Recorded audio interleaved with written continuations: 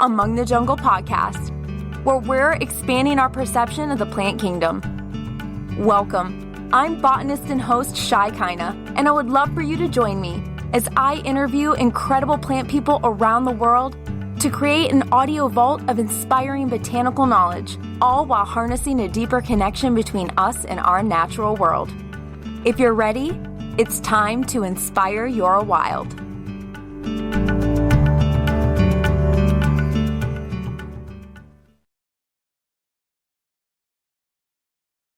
Welcome back, friends, to episode number 25 of Among the Jungle podcast. I realize I've been saying this a lot, but each of these episodes is just so special to me, and I hope you can tell that from the conversations. And this conversation is very special to me, as I have been personally supporting OneTreePlanted since the early years, and I feel honored to have Diana with us today to talk trees and forest restoration.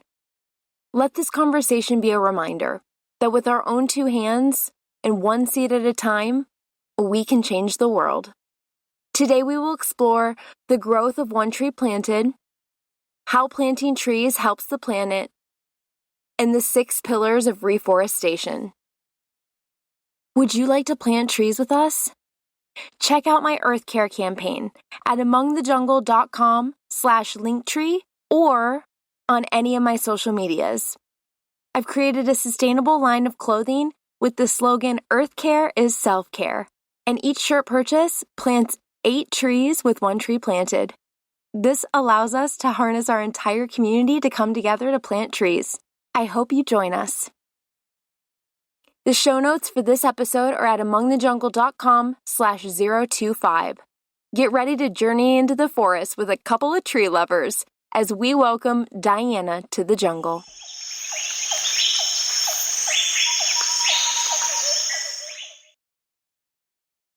Just thank you so much for coming, and I would love to, know a little bit more about how your journey brought you to OneTreePlanted. Yeah, absolutely. Well, how far should I go? Should I start all the way, all the way back, or more like the career history? I would say as far back as your passion in plants allows. Yeah. Well, I would say, so I live in the States now, in Massachusetts, but I have an interesting immigrant history, which is that I was born in St. Petersburg, Russia. And then when I was a baby, my family moved to Riga, Latvia, which was then part of the Soviet Union, and now is not. And, during my time, I came to America when I was 7 years old, but there were a few years when I was probably around 5 to 7, where I was very, very close with my grandparents, and they had a little summer house, and my grandfather loved nature, loved being in the forest. He was like a true sort of naturalist, like the old school style of naturalist, where it's he would smoke and curse and drink, but he also knew everything about the forest and loved to forage. We would go foraging for mushrooms and berries. There's strawberries that are wild strawberries essentially in Russian they're called zemlyanikas. And we would go, and he would know exactly when and where to go to find all of these delicious things in the forest. And he taught me how to fish. And, I think that that's really where my love of nature comes from, because other than having that time in those summers, I lived in an urban environment, and my parents are very kind of metropolitan. They weren't really into the whole nature thing. So thank goodness my grandparents were. And at this little house we had, my grandmother was also an avid gardener. So we had just row upon row of raspberries in all the different colors. We had apple trees, pear trees. We had currants, red currants, black currants, gooseberries, flowers. Just an amazing, if you wanted one more visual, it just kind of came to mind is sugar snap peas were my absolute favorite. And there were not always other kids around. And I would just go into the sugar snap peas and fill up this big old bowl and just like sit there on these porch steps we had. And I would just like eat my snap peas, and just have an amazing time. So I think, if we were to go way back, that was where my love of nature and just an appreciation for the bounty that nature provides us, not just trees, but sort of the nourishment that it gives, and also the hard work, because the image that's seared in my mind is my grandparents just bent over, shoveling, digging the compost pile, and, just constantly working, so there was very much a sense of this does not just happen completely on its own. There is this very powerful connection and a cultivation of the land and an understanding of what the different plants are. But I did move to America when I was just 7. It was like a very sad separation. I really didn't want to go at the time. And so in retrospect, I wish I could have stayed longer, because I think I could have learned more had I kind of grown up and really understood. At the time, I just like ate all the things and was like, great, thanks. Yes. It's amazing when you come from a really cold climate.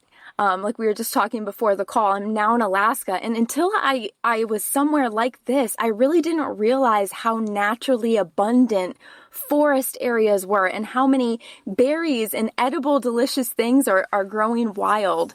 And that's been a really big thing, a really powerful thing for me to experience in nature, is just her natural abundance. And then when we work with her to help cultivate and help keep that going, it can just be a really, really just nourishing experience for us and for the planet.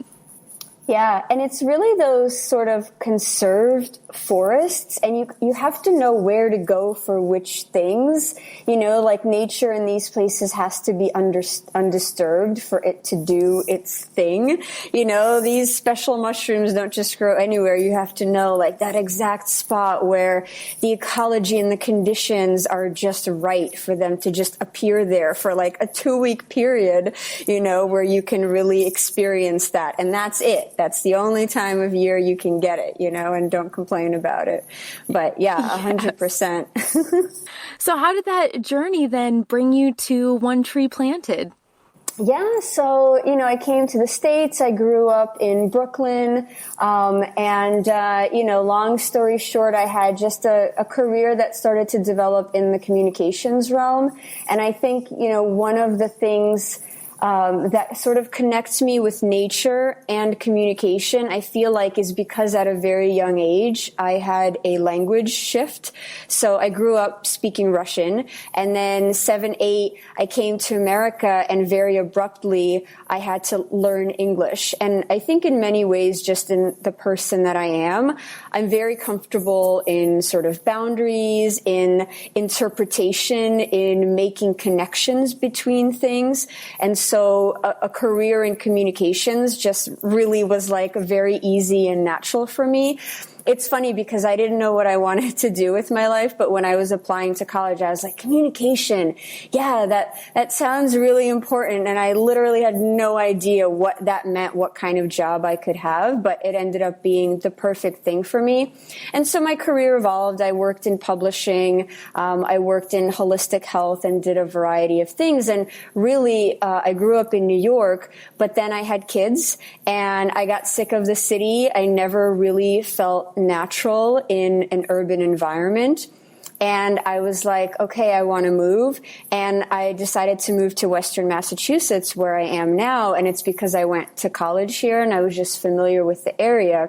And it was that move that created an opportunity career-wise to make a change. Because when I moved here, I had no job lined up.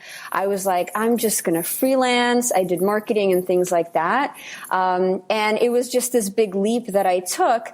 And then there is a point to my story here. Bear with me, but I was doing something where it was like I was really ready to settle down, and I was like, I really want to plant my roots, because I had moved from Russia to America, grew up in New York, and then started a family, then moved from New York to Massachusetts. My kids are still very little.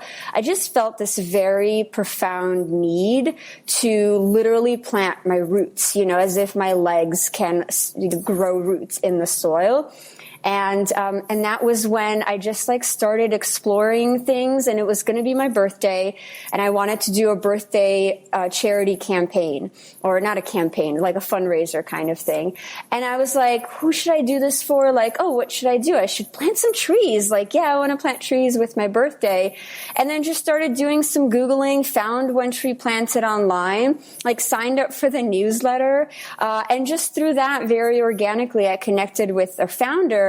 And it just turns out that at that time, he was really just getting started with the organization. There really was not, it was not internally as big as it looked externally. If you were to look on the website, you would have thought, oh, this is so impactful. But it was just in the very early sort of seedling stages. And so I started doing some freelance work, just a few projects here and there. I was like, there's all these broken links on the website. And what is this copy? What does this mean? How does this relate to the impact that the organization is making? And one thing just kind of led to another. And here I am several years later, and now I'm full time. And now we have a team of 40 people, and we planted over 10 million trees collectively around the world last year alone. So the organization has really grown, and I've grown with it. And through that have planted my own roots in this new place that I live in.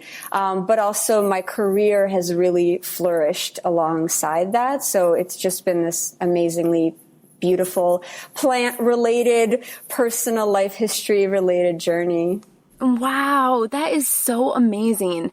It's crazy how big of an operation OneTreePlanted does seem like, and really how few of people are making that humongous impact. It just goes to show, honestly, I feel like OneTreePlanted is just one of the best examples of how a few people can really make an absolutely huge impact for the world. Yeah, absolutely. And, just internally in the organization, we started so scrappy. We were just like, yes, we can do this. Even when we were like, how do we do this? We don't know. Nobody knows anything. We really just kind of put it together. But I think that also speaks to sort of the ethos of the organization, which is that for every $1 that's donated, one tree is planted. And so when you think about all of the massive challenges that we all have collectively when it comes to the environment and climate change and what can we do, it's a lot. We need to do a lot of things. But what can you do now? It's really can be as simple as just planting a tree and starting with something small and evolving and growing from there. Absolutely. So what do you think is one of the most impactful things about planting a tree? Yeah, well, for me, I think it's biodiversity. A lot of people really focus on the climate and the carbon sequestration elements, and that's absolutely true. That's what trees do. To me, that's not the most compelling piece. It's almost like the functional thing. Yes, they do that, but they're not just these vacuum cleaners that are here to clean up our carbon mess. When I think of trees, I think of a forest. I think of being in a forest. I think of all of the life that is there.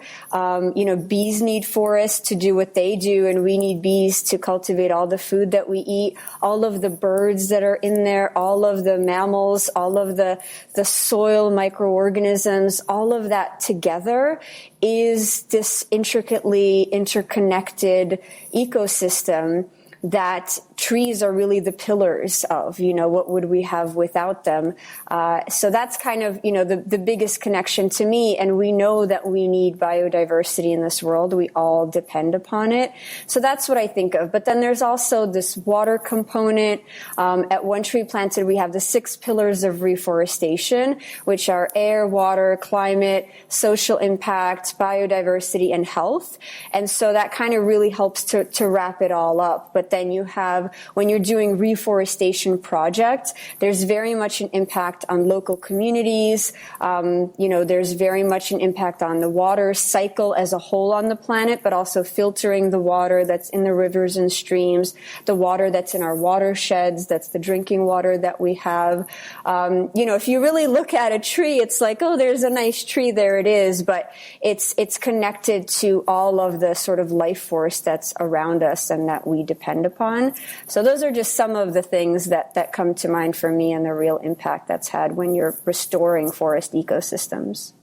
Yeah, I just feel like trees are so dynamic, and very often we think about them in one way or another, the way that we've heard that they benefit the earth the most, or maybe a personal experience, but there's so many ways in which they are benefiting both the small ecosystem that they're a part of and, of course, the larger ecosystem that is the earth. So I'm curious, with OneTreePlanted having some small roots, getting started, how have things grown over the past few years, and what is kind of your guys' future vision? Yeah, that's a great question. So I mentioned when I started with the organization, I think at that point we had only planted maybe around 300,000 trees. It was really like our founder and just like funding a small project here and there. That following year, we planted 1.8 million. Then the following year after that was, I think, about 4.6 million. And then last year, 2020, we planted 10 million, despite COVID, despite many, many challenges that we experienced as an organization, but as well through all of our many planting partners around the world. And so part of me is still like, how did we do that? I have chills everywhere.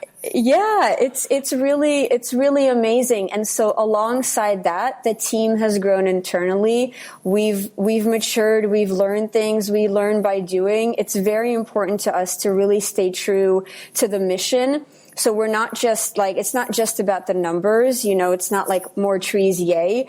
It really is about doing the projects the right way for the right reasons. All of our projects have a very unique sort of reason for being, reason why manual reforestation, meaning the reforestation done by people, is needed, because we know ecologically speaking, when there are some disturbances, nature does know how to regenerate. Right? If you have healthy trees nearby, they put out seeds eventually that will replenish. But in some cases where the damage is very, very severe, or there are not any healthy trees for miles and miles and miles, that restoration would take centuries, and we don't have centuries now because of climate change, and we know we need to have restoration quicker. And so all of our projects have a unique story, a unique purpose, and that's really kind of what gets us up in the morning. All of the people behind this work, that's what connects us. And seeing the photos and the stories from the field, we have some amazing internal G-chats and email chains when the photos come in. We celebrate each other. There's very, very hard days, and especially because we're also very tuned in with the environmental news. There's a lot of grim news out there. There's a lot of deforestation that's happening. We know we're losing biodiversity at a very alarming rate. So you can easily go get depressed and go down that rabbit hole. So we, in essence, are walking the talk, and we're doing something about it, and we're supporting each other in staying focused on the positive, because I think collectively, if we can do that, all of us on the planet, that's how we're going to overcome these massive challenges we have. This is such a powerful point. It's about staying focused on the solutions. The problems are there, and it's good to be cognizant of that, but getting lost in that is so easy to do, and staying focused on the solutions is really what makes huge change, and you guys are just a living example of that. Yeah, we try. We need to pat each other on the back sometimes too, or kind of be like, it's all right, here's what we're doing, and seeing our community also on social media, our donors, those good vibes, and like passing along those good vibes and celebrating the small victories, it's everything. The more of that kind of energy we can bring to these challenges, the better we can overcome them together. Absolutely. Oh, that's so powerful. So what do you guys have planned for the future, for maybe this year or for the next couple years coming up? Yeah. So, we're always going to continue to improve the quality of our reforestation projects and just learning and sharing that kind of information, supporting our local partners on the ground and all of that. But I would say a big objective for 2021 is really actually focusing on monitoring, satellite monitoring, mapping, some of those transparency details. People ask us all the time, where is my tree? How can I see my tree?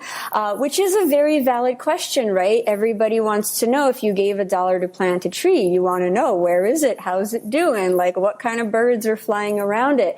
The reality is that the technology needed to really create that kind of transparency is just starting to emerge.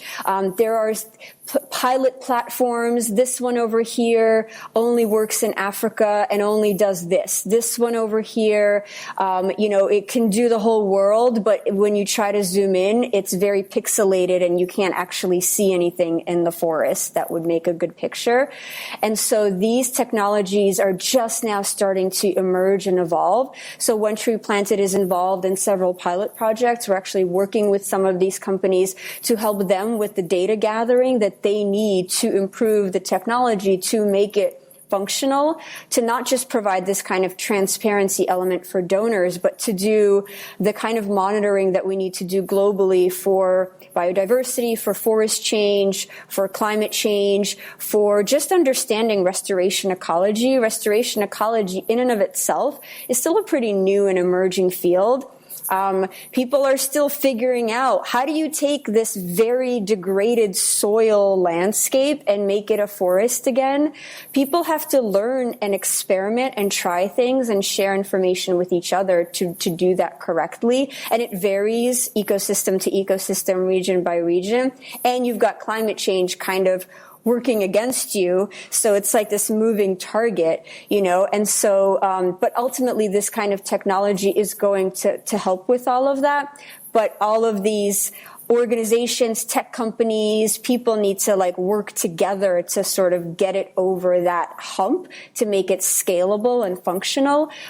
So that's really exciting. We're working on that. We're kind of figuring that out now. And hopefully within the next few years, we'll have some more great stuff that we'll be able to share with donors to be more transparent, let you zoom in on a map and hug your tree virtually or something really fun like that. Wouldn't that be amazing? That's really amazing. And there has been a couple people I've talked to this year within the plant business or over the past year who have really been harnessing the power of technology and how that can really deepen your relationship with your donors or your customers or whatever your base is. But technology definitely has a big role to play, I think, in us making big changes for the future.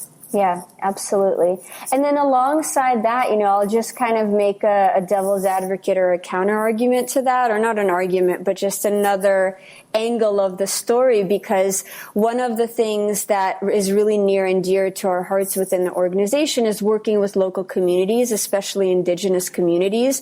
And actually one of the challenges we have is getting the photos, because there's no internet, sometimes we're doing these projects and these are amazing community projects. And one of the great things about it, and one of the ways that they've actually been able to preserve their culture, is having less technology. So there is also within this global landscape, just really understanding where is that balance between preserving the communities and the landscapes and the biodiversity and all of that, and what it should continue to be to thrive, and then incorporating technology in a way that will help that without sort of impinging on it or unintentionally harming it in some way.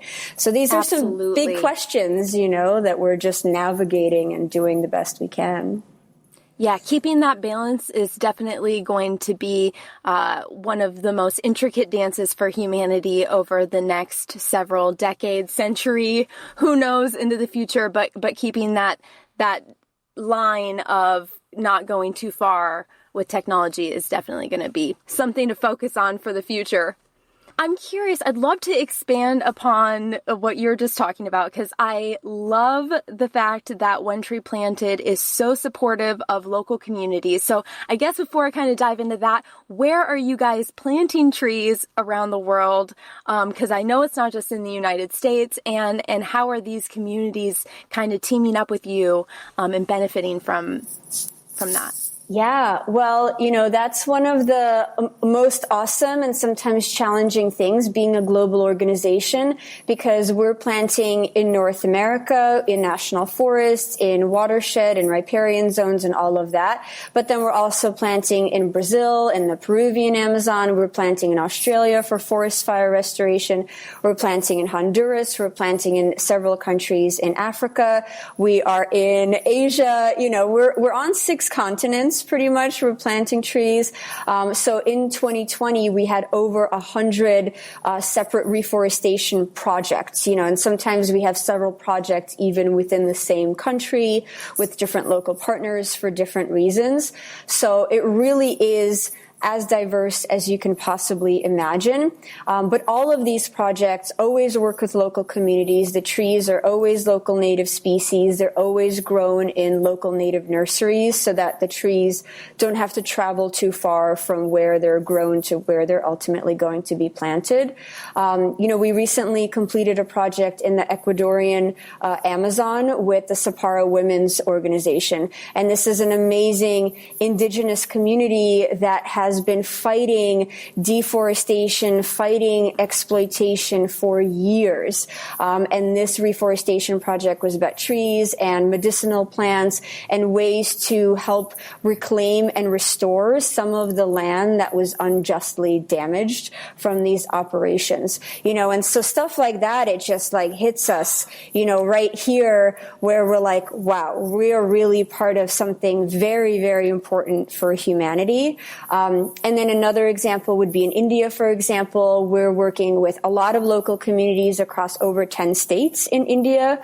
And these are fruit trees as well as mangroves. And some of these fruit trees are going into kind of like backyards, community plots. But the great thing with fruit trees is that they have the ecological benefit, the carbon sequestration benefit, but they're also producing food. So there's a nutritional benefit and also a socioeconomic impact for those that may want to sell that food. And then you have a natural incentive in keeping that tree healthy and alive, right? Because it's giving you something. And I can go on and on about the community impact. Agroforestry is another sort of way that we're planting trees. Agriculture is one of the biggest drivers of deforestation globally. And so agroforestry is a wonderful, not necessarily a full-on solution to it, but a way to help restore the ecological function and biodiversity of some of these agricultural lands by planting trees very strategically, because they help to keep the soil healthy. They may help to prevent future deforestation. And then you're also working with all of these farmers and understanding what are some of their challenges, what is driving them to have maybe some unsustainable practices, how can we amend those? So there's really just so many amazing ways that we work with local communities. And there is always this cultural component. We're learning about the people, we're learning about that land, the history of that land, what happened there, why are we restoring, what is the hope for the future with this landscape. So it really is like just this multidisciplinary component to the restoration here and working with people. So impactful in so many ways. From listening to some of your previous interviews, it just sounds like you can hardly even touch on in a conversation all the ways in which you guys are integrating with the community, that you're being mindful and conscious of the plants that you are planting in that community. And do local people ever have a part to play in that, in the kind of decisions you make in deciding what species are going to be planted in that area? Yeah, and I would sort of amend the question in the sense that we don't really decide what are the plants. It is always coming from those local communities. And sometimes it's local organizations, and sometimes, so when we say local communities, right, that could mean one of several things. So sometimes we're working with on the ground sort of organizations like watershed conservation organizations. So in those cases, there might be like professional staff, and what they're focused on is protecting this watershed, and trees are a part of that, right? And then in other cases, we're working with a whole co-op community of farmers, right? But then there's some sort of central organizing body that is our main contact. But before a project plan is even approved, that information of why is this project needed, what are the trees to be planted, what is the proposal, and a lot of times there's other sort of restoration or conservation elements to it, because it's not just like tree monocultures, right? There might be other types of plants involved. There might be other things happening to address whatever is the need or the issue there, so that we are sort of one partner that's contributing the tree piece, but it's part of this much bigger restoration initiative.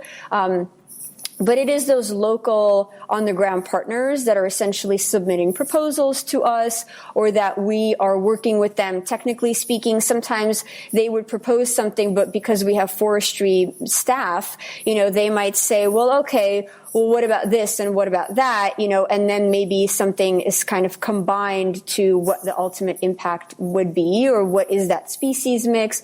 But for the most part, it is coming from them. They know that region best and what's needed there and what are the local species. And sometimes I would say it's also really interesting for me as a lover of plants. Sometimes there's actually a very conscious effort to bring back plants or trees that are on the brink of extinction or that are vulnerable. When people think of biodiversity loss, most of us think of wildlife. Most of us think of like the koalas and the polar bears and all of these amazing animals that we've grown up loving since childhood. But plants are actually a big part of this. There are tree species that are going extinct. There are many plant species that are going extinct.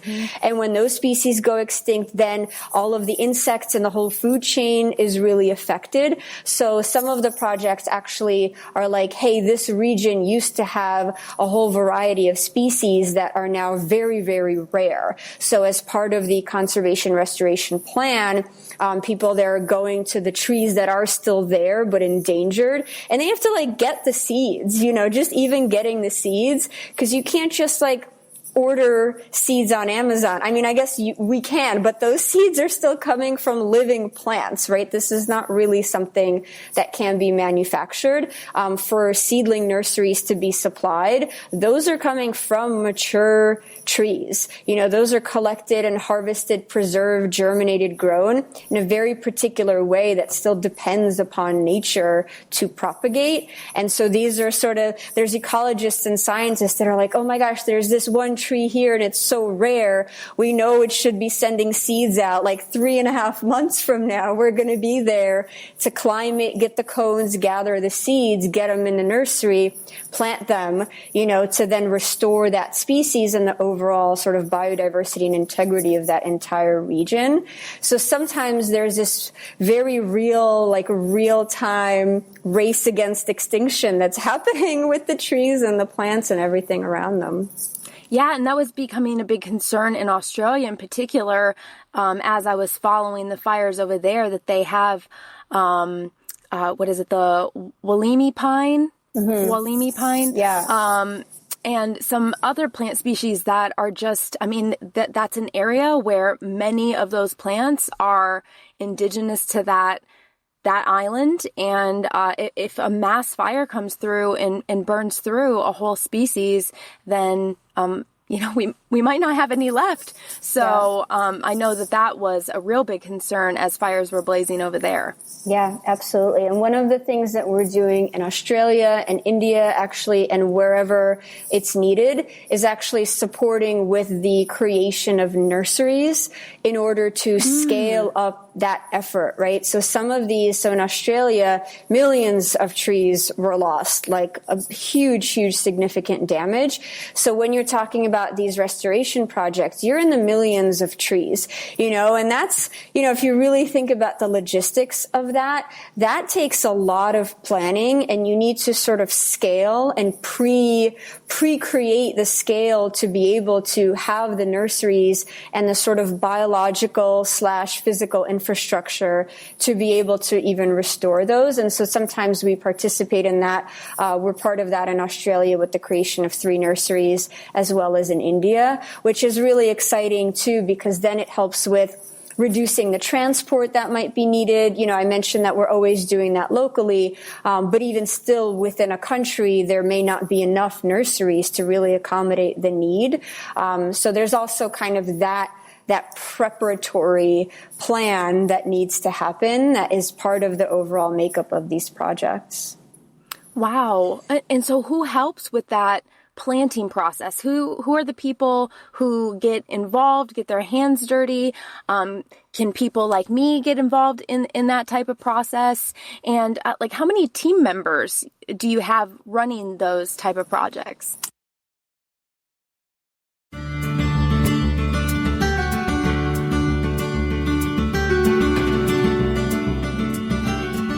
It's seed starting season, friends, and I'm not making the same mistakes I made last year.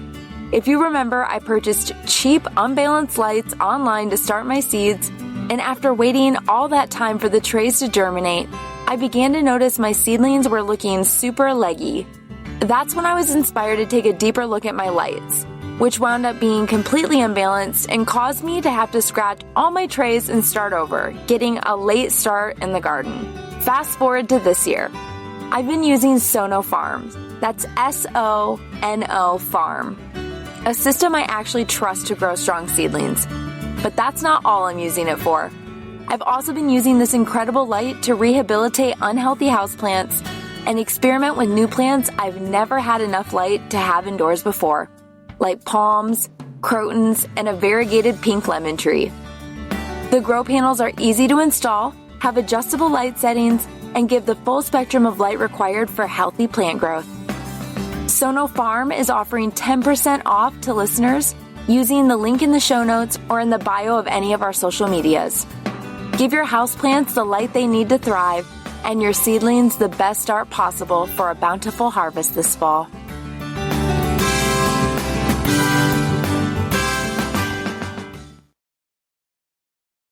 How many team members do you have running those type of projects? Oh, it really depends, because we have some projects that are like a few thousand trees and other projects that are millions of trees. And then those are like over the course of a few years, because you can only plant during the rainy season or the planting season that's appropriate in that area, right? So many places you cannot, most places you can't just plant year round. You kind of have to basically plant, which maybe actually is part of what helps that process, because it's cyclical, right? So you're kind of preparing the seedlings, and then you're planting them during the rainy season, and then you're monitoring and taking care of them and whatever needs to happen with there. But then you're kind of getting the next ones ready and germinating and growing in the nurseries. And then there's this whole acclimatizing process where they're like these little gentle baby plants that, they kind of like had it good in the nursery, nice and cozy and warm.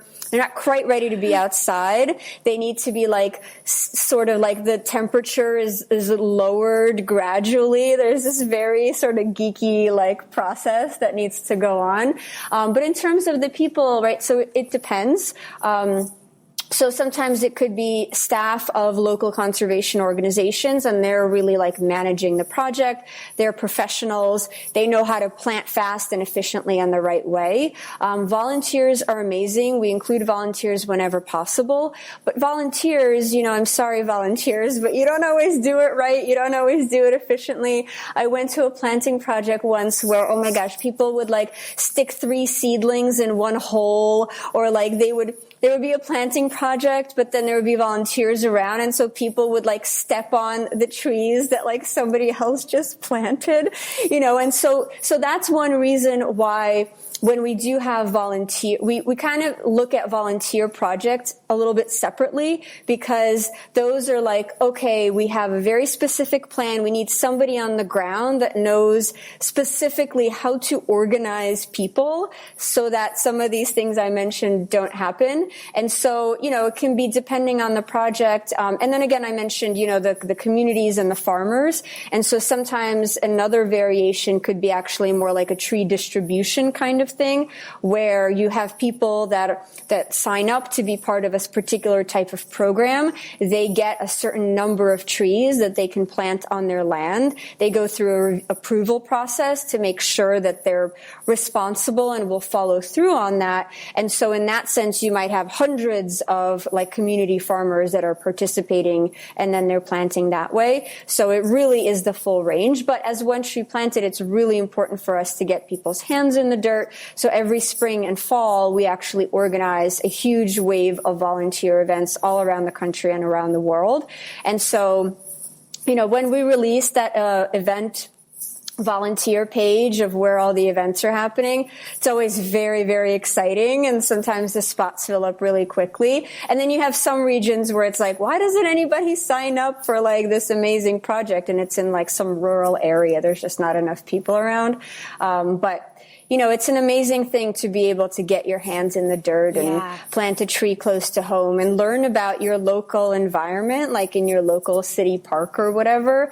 Most people probably don't know what are the tree species that are around them, that are just like existing with you. They can't walk or talk, but they're living with you. They're sharing the space with you. They're cleaning your water. They're cleaning your air. They are providing homes for all of this amazing wildlife. And so just being able to connect with that to whatever degree possible is definitely a good thing. Yeah, I think it's really important when people are able to really connect with the mission, participate a little, get their hands dirty. I know for all the years I followed OneTreePlanted and donated to you guys. Now with my business, you guys are virtually the only one we donate to right now, especially over the past year. But it's just, I always think, I'd love to be a part of one of these projects. And when things were going down in Australia, and I just realized, like, this is going to take effort. This is going to take people. This is going to take millions of trees. I don't even know how they're going to get enough trees to be able to plant over there. Like, that whole process, like you're saying, it takes, sometimes this can be a couple years long. We have to first establish a number of seedlings to be able to even plant in those areas. So it's great to see that there are things that people can participate in, but also some things need to be handled with a little bit more organization for sure. Yeah, definitely. Well, I'll have to make sure that Alaska's on the list for our next wave of events to get you out there and get your hands in the dirt.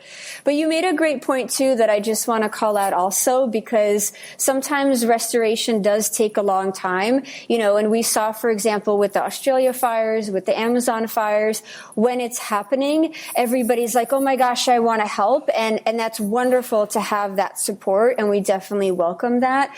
But then several months later, when we're like, okay, now the seedlings are growing, sometimes people are like, wait, you haven't planted anything yet, and we're like, the fires just ended, Yes. Assessments need to be made. You need to make sure it happens correctly. So sometimes it's months to up to a year before a project is even really initiated. And by then it's like, especially with the news cycle we have, it's like long gone from people's minds.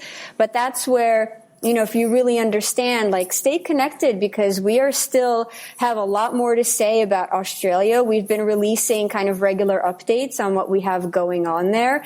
And there's still so much more to do there just from that fire season. We're going to be talking about it for a while. And we hope that by being along on that journey with us, people really understand just how complex. You got to think in nature time. Like I always think, you got to think in tree time. Yeah. That like you can't just, some people think, oh, I'm going to donate $1, my tree's going in the ground tomorrow. Like it doesn't exactly work that way. We wish it would. You really need to think about the entire ecosystem and do it right. And sometimes that happens slowly. So just bear with us, bear with nature. It could take some time, but it's worth it. And To add to that point, if you would love to see a tree go in the ground today, then plant one near you. Plant one in your own yard. Yeah. Encourage the plant growing even outside of that. Donate some money for trees to be planted in places where they really, really need to be planted. But then I guarantee, especially if you live in a city or anywhere like that, there needs to be more trees in your area as well. Yeah. So. Yeah, and even like your little gardens, flowers for the bees and the pollinators, even if you're in an urban environment, we're indoor plant lovers, and I'm in Western Mass, so there's forest near me, but I also have like a massive indoor jungle. Like you can't see it over here where you are, but I have like plants behind my laptop over here. They're all around me. And so that's kind of like a great way to connect no matter what kind of place you live in. You can have small trees indoors. You can have all your lots of plants indoors, your little herb gardens, whatever way that you can like get your hands, even if it's in a small pot of dirt, that actually really, really matters. And it's also very, very good for your health. So there's just so many amazing benefits to just experiencing plants and trees. So many. And I have a great question that I want to ask about that. But first, I would really like to ask from the perspective of people listening, sometimes it seems overwhelming that there's so many things to do. Plant trees and go zero waste and use less plastic and all these things. To you personally, being in this industry now for, several years and trying to work very diligently to be a part of the solution, who do you really feel are the big players that are responsible for really making the impact that needs to be made on behalf of the earth? Because individual people definitely matter, and the little things that we do definitely add up and matters. But who do you really feel like, where do you feel like the big changes really need to be made? Yeah. Well, it really is a community and collective effort. There is one organization, obviously OneTreePlanted is doing this work, but there is one organization that people may not know about. It's called the World Resources Institute, WRI. You can find them at wri.org, and they are a really big partner of OneTreePlanted, and they are doing some amazing work. They provide a lot of the research that governments and NGOs use to inform decisions that are being made. They create a lot of scientific data. They have satellites in the sky. They own something called Global Forest Watch. So the technology I mentioned, one of the great ones is this Global Forest Watch, where you can actually go, I think it's globalforestwatch.org, and you can actually, they have different filters that you can turn on and off to see forest change over time. And so this kind of data is really, really important. They also have a much bigger sort of reach and staff team around the world than we do. And so some of the reforestation projects that we have actually come from them. We're very good at actually implementing those projects. They're very good at connecting with partners on the ground and doing some vetting and kind of staying in contact with them. So together we make a great partnership. But they're able to facilitate a lot of the connections that help organizations like ours do what we do. And they're not very well known, but behind the scenes, they're just amazing. So I would definitely love to just shout them out from the rooftops.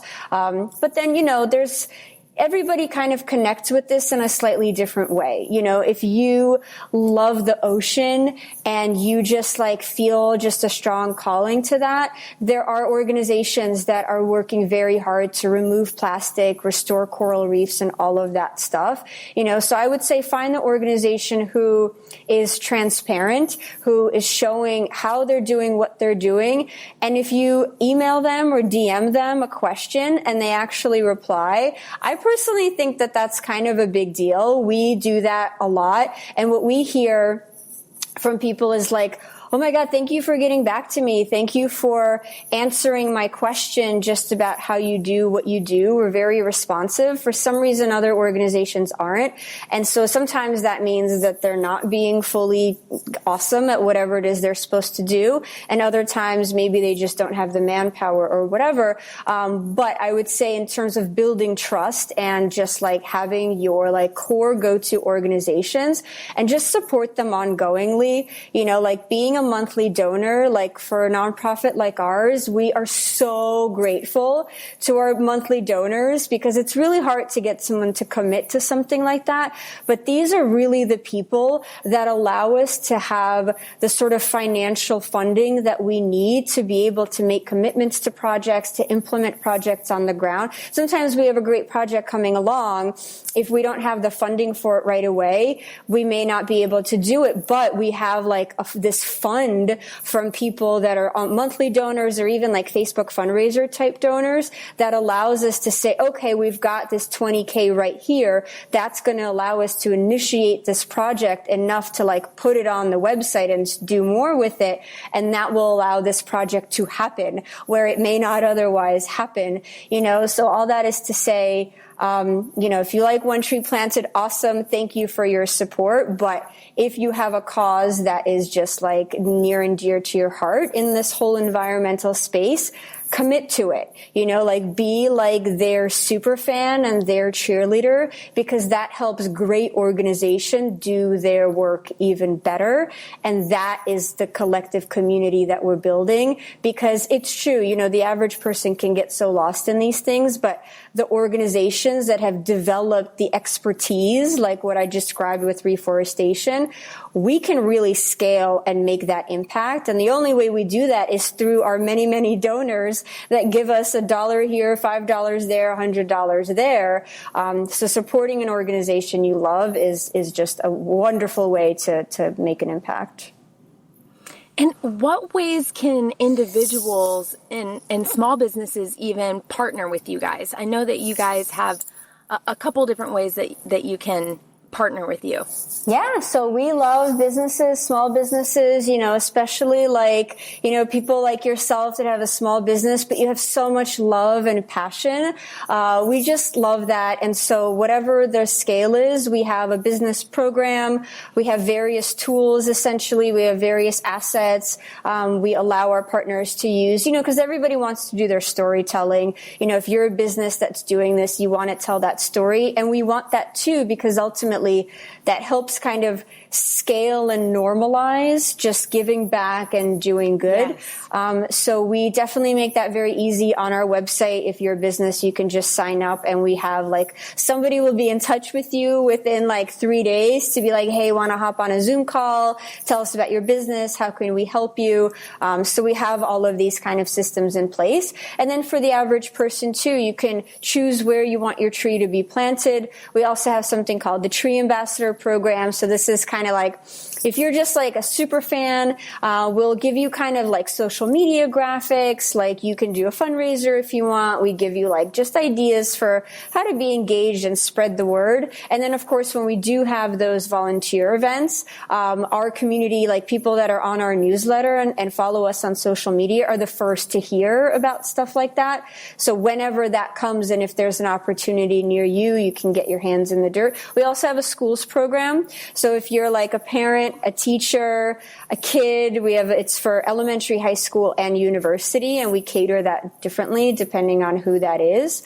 So we have a huge wealth of very activity friendly, like visual friendly, like totally not dry and boring. You know, sometimes it's a bit of a pitfall in the environmental space. It's so statistics oriented and can be very like blah, blah, blah, so many words. So we try to like cut through that noise, just make it about what really matters. Here's why this matters. Here's what you can do. Here are the sort of wildlife and beautiful imagery that can help tell that story. So yeah, we're doing a lot. We're doing a lot. You guys really, really are. And I've had that experience a lot myself. I'm very scientifically brained and then also spiritually brained as well. It's kind of like a 50-50. And when I really started getting super passionate about the environment, it was like all the numbers that I just loved, like knowing all these facts and statistics, because it just put it so much in perspective how big some of these gaps are of how far we've disconnected from the planet. And I realized very quickly Well, it seems like quickly in hindsight, but it was definitely over the course of a few years that people were not able to digest the numbers like I was. And that just throwing statistics at people was not resonating and connecting in the way that I really hoped it would, or that it did inside of me. Not everybody connects in that way. And so what I learned was that visual elements and emotion is really where you get people to make an impact. And when I signed up for your guys' ambassador program, originally before I started my business, it was just so interesting. Like, you guys send so many graphics and so many incentives and so many things to really get you out there and keep the momentum and keep you excited about it. And I really think that it's those key elements that really help draw those smaller communities in. Yeah, absolutely. And it's a balance. You got to have some stats, but it can't be too many stats. It's like you got to just connect with people where they are. And if you bombard them with information, then they're paralyzed with inaction. So simplicity, innovation, experience, those are kind of like our core values, because we don't want to overcomplicate things. And, it's worked so far. So I think we're on the right track. And yeah, thank you for all of your support, for all of your engagement. And I really think it's people like yourself that are just passionate and want to spread the word and want to spread that mission and do all that you can. It just is the world to us to have ambassadors like you. So thank you. Of course. I'm just so thankful that you guys exist. From the first moment I found out about you guys, I just think it's so powerful, especially when you're in the plant community and you know how much goes into raising a seedling and raising a tree. The fact that you guys have been able to stick by your mission of $1 equals one tree, I think is one of the most powerful things I've seen, because that's work, that's time, that's labor and love and energy and all kinds of things that go into every individual plant that you guys put in the ground. And so that's really, really huge. Yeah. I'm curious what unique experiences that you guys have had while on the ground or while planting trees, some unique, maybe fun experiences you guys have had out in the field. Yeah. Okay. So the first thing that came to mind is this one time where our founder, I was not on this trip, but our founder went to Indonesia to visit a project. And one of the stories he came back with was essentially like, these are remote areas. There's a lot of palm oil, that's kind of pushing in, but there's also like a conservation area for orangutans, and the restoration is kind of mixed into all of that, but there's not enough infrastructure. And so there was like this swamp. And one of the things our local partners were asking for was some funding so that they could build a small bridge to help them get the seedlings to where they need to be planted. And he said he was there, and basically there's like all of these alligators and crocodiles in this swamp. And he was like, the locals say that like you should not go near this swamp because those like they will like hurt somebody. So sometimes those kinds of stories were like, OMG. We recently had a couple of our team members go to the Peruvian, the Andes in Peru, the Andes mountain region, and the elevation there, we're doing a restoration there with polylepis forest, which is a very unique species, and it's part of the indigenous culture there. But it's so incredibly steep. Like it feels like you're rock climbing just to try to get up to this area to plant some trees. And we had a couple guys go that are like fit, young, like in their late 20s, like kind of dudes, like they should be able to handle it. They were like, we could not. We were just like panting on the side because the air is also thinner up there and the elevation is crazy. But the local people, you've got like moms with like a kid on her back and like this big old bag of trees, and they're like, no problem, like it's absolutely insane. And so, yeah, we have a lot of kind of funny stories like that of just ridiculous things, people getting stuck in weird things in RVs and, just people climbing extremely tall trees for the seed collection, thing that I was just mentioning. just to get some of the seeds from some of these, you have to have like professional tree climbers that do these nutso things just to get these seeds. So yeah, there's a lot of just incredible, amazing stories. And we share those on social media. They're kind of spread out. We don't have all of these wacky internal stories in one place. But whenever we hear of one, we put that out on our social media because we just think they're so funny and we want to share them with the world. I really think that is so great because you just imagine like all these trees are going into the ground, but there's just natural things that happen. And there's, and I heard in one of your previous episodes that you guys have about an 80%, survival rate of most of your trees. Yeah.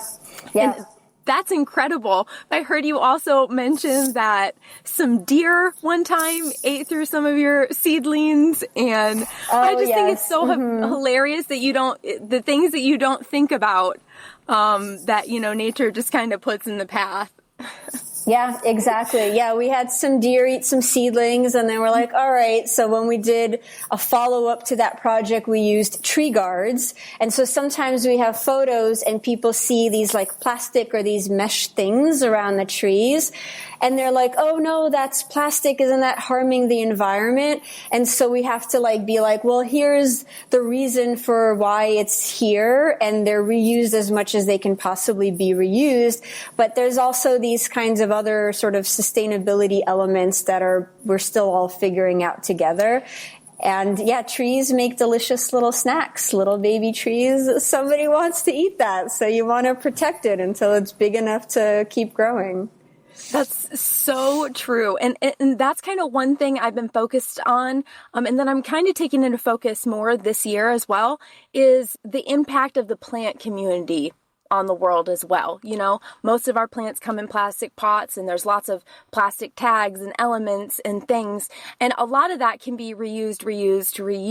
I know I keep all my plastic containers, and we have a donation recycling facility here that reuses those pots, the local nurseries.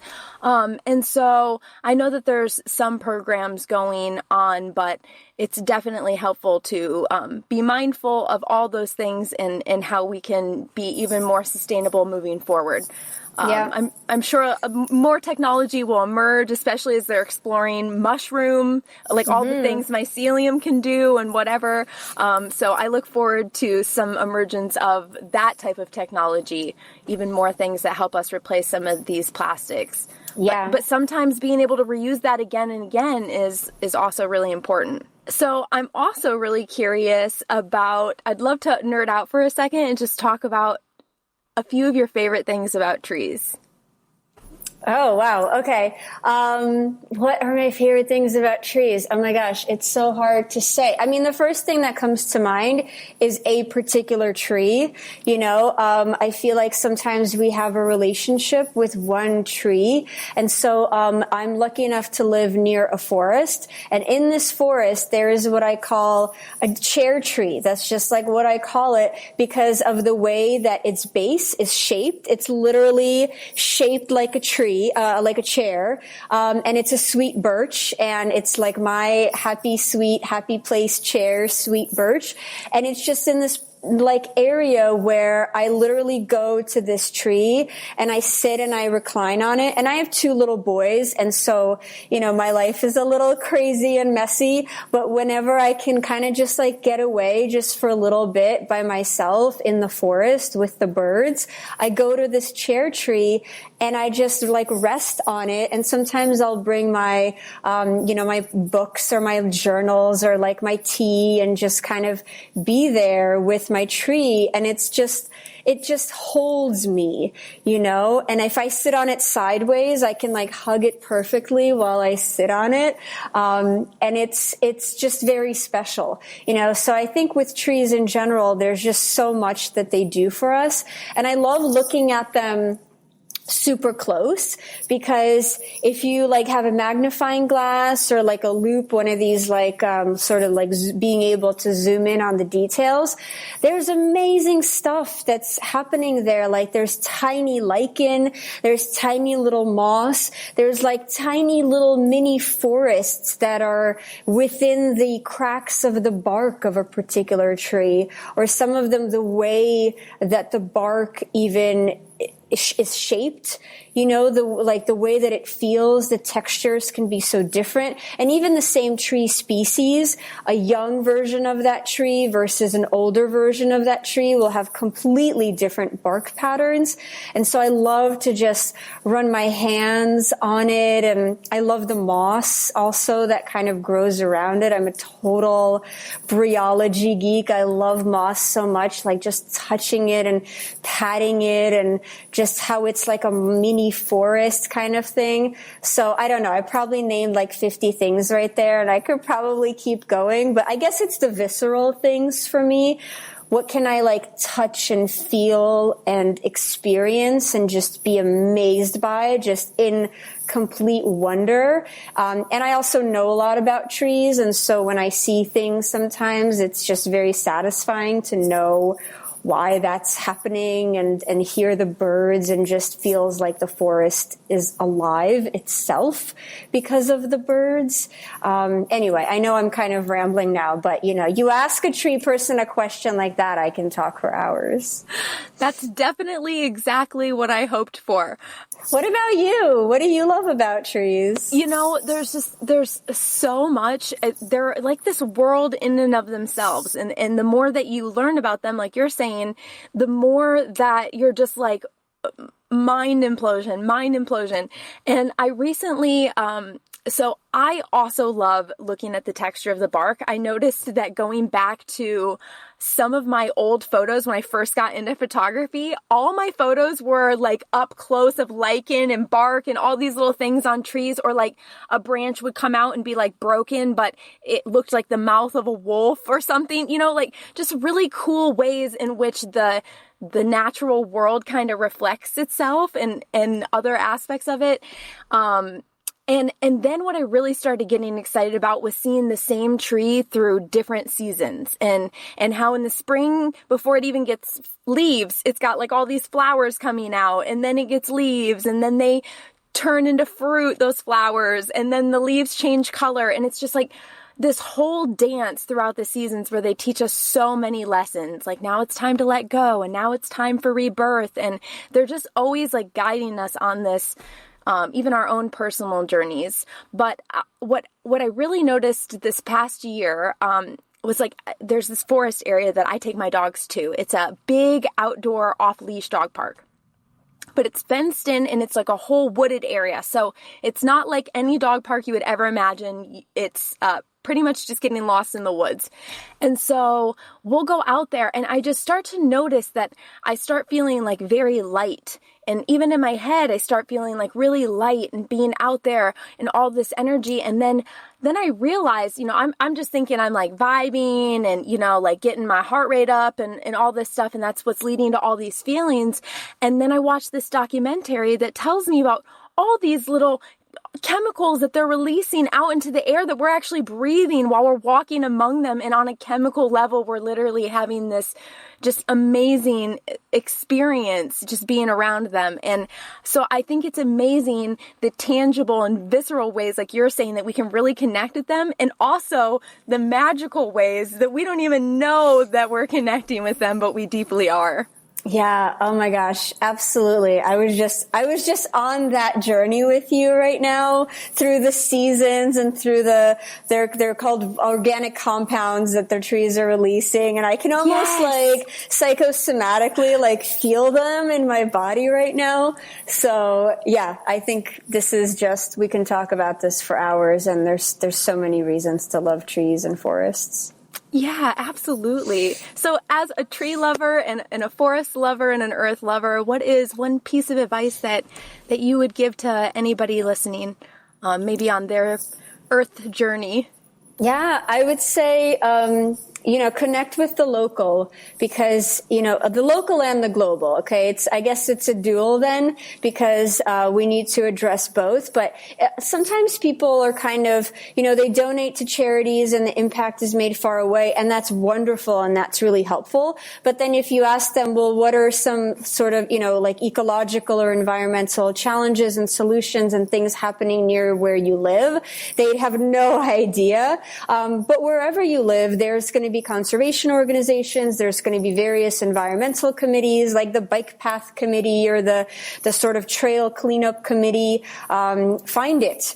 Go be with them, do the thing, because then you will kind of also know what are some of those bigger things and be involved in whatever degree you have the ability to be. But by making that local impact, not enough people really are doing that. So your overall contribution will be very significant. And so maybe you can choose like one great local thing and one great global thing to do every month, and just kind of narrow it down to that. And hey, that's a beautiful thing if everybody can do that.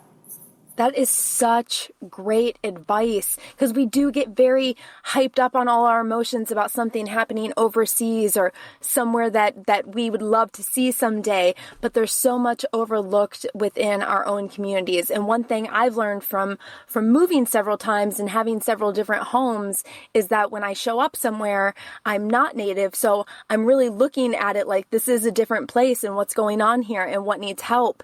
And there's typically even native indigenous communities potentially around where you live, and all kinds of people that have so much wisdom and so much to share. And like you said, once you join committees, even if it's for the paths or whatever it is, you really meet a lot of like-minded people as well that have more interests, and you guys can take that journey even further together. And it's a fun journey to do with other people who also care about nature and care about trees.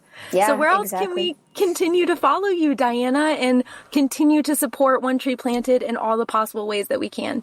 Yeah, well, you can find us online at OneTreePlanted.org, not .com, .org, and then we're at OneTreePlanted across the board on social media.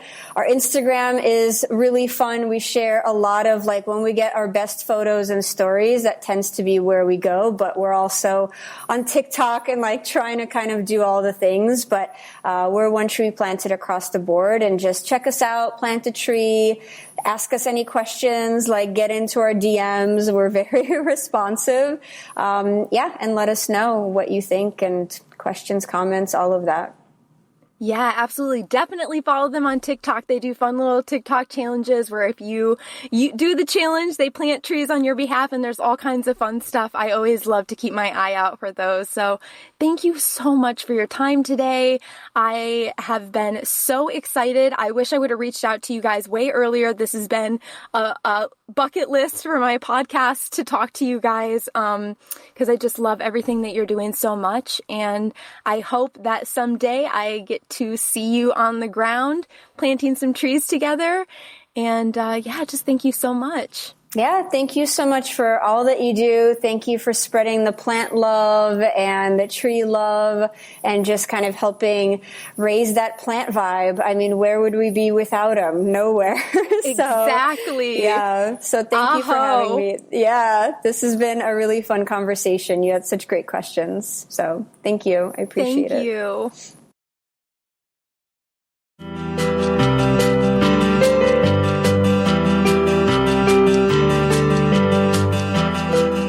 The forests and jungles are truly magical places, aren't they?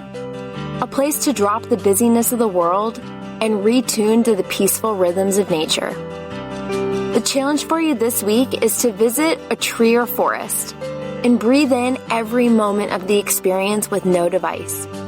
If you feel called to take a photo before you part, we would love for you to tag us at Among the Jungle and One Tree Planted.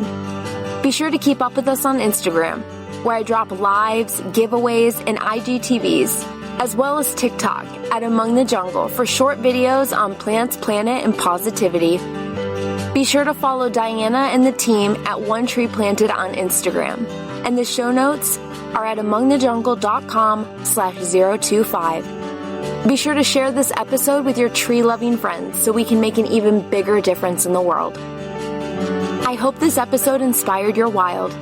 And I hope you feel inspired to get outside this week and spend as much time out there connecting with the natural world as you possibly can. It's through this connection with nature that we become inspired to protect and care for it as well. As a final reminder, what you do matters in the world. You matter in the world. Until next week, jungle dwellers, love, light, and aloha.